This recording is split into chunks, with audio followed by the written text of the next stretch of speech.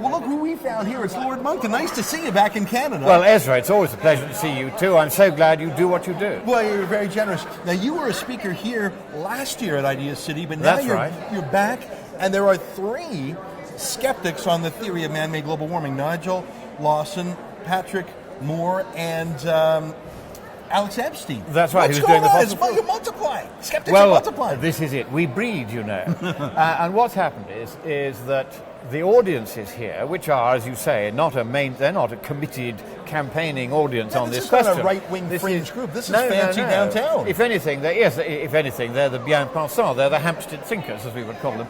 And yet, Moses has found over the years that they are increasingly concerned at the ludicrous spending of money on this climate thing.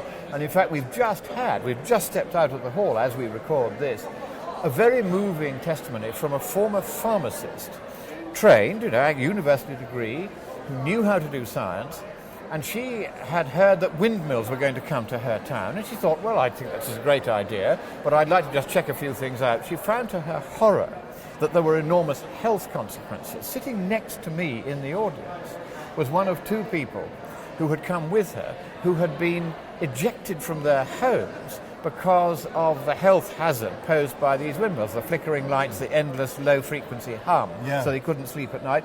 And they had, in the end, had to sue the developers, get the developers to buy their houses off them, because of course nobody else wants to live there.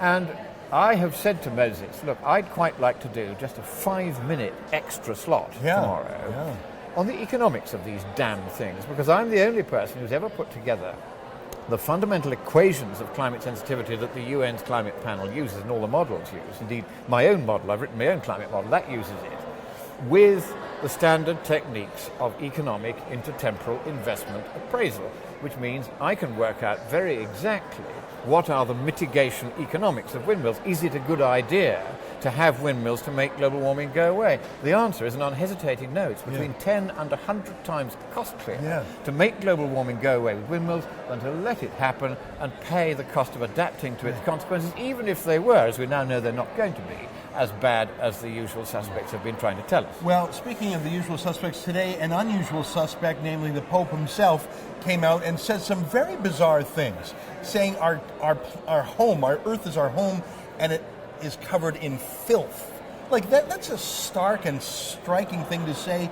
He says the climate belongs to all of us, as if, some people, it's just very leftist, pseudo. It felt like listening to Thomas One must Piketty. Remember that where he comes from is liberation theology. Now, liberation theology came out of the French universities, the communists at the French universities, infecting students for the priesthood from Latin America, who then went back, taking communism with them, and that was the tradition in which the Pope was brought up.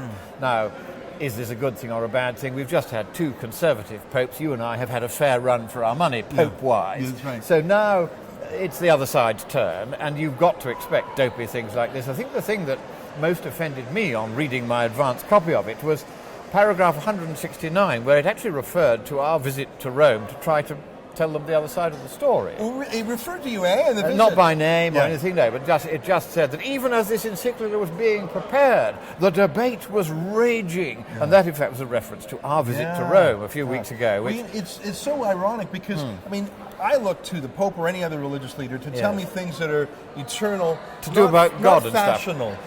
If I wanted a fad or a fashion, I wouldn't look to the Pope. I'd look to Twitter or Snapchat or something like that. Here's the thing. And here's a guy talking about something. He's talking about the conferences coming up. Let's go back to Pope Chevy, Pope Suburban VIII. Okay. Now, he was the Pope on whose watch Galileo got house arrest. Yeah. Because he said that the Earth orbits the Sun rather than vice versa. Right. Now, Galileo, in fact, knew perfectly well it depended on your frame of reference. He was the first to use the concept of the frame of reference, which was eventually used by Einstein in his theory of relativity. Nevertheless, we know which way science says it is, and they made the same mistake. Francis is making exactly the same mistake. He's putting the Earth and man in particular, in a position of centrality in the universe, which isn't really true. That's a brilliant observation.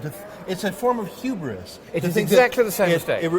The sun revolves around us. That's right. The temperature and the revolves planet around us. It's the same Isn't mistake. What a great thought. I'm going to think about that. You can pinch that one. Yes. You can claim it entirely as your own. I'm not going to. You've opened my eyes. You have done so on more than one occasion. I don't want to trap you because there's so many interesting things I know you'll want to do here at the conference.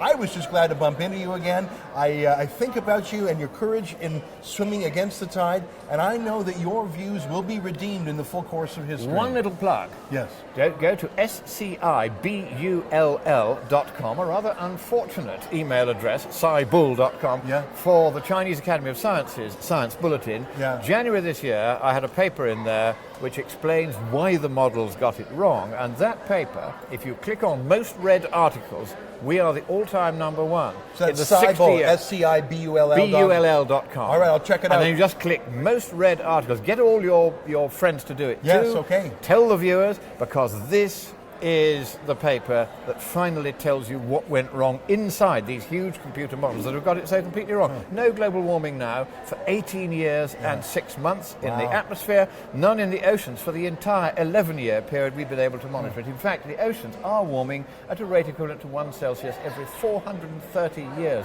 and still these people go on pretending we have a problem with the climate. Wow, I always learn from you, my friend. Thank you so much, and enjoy your time here in Canada. I certainly will.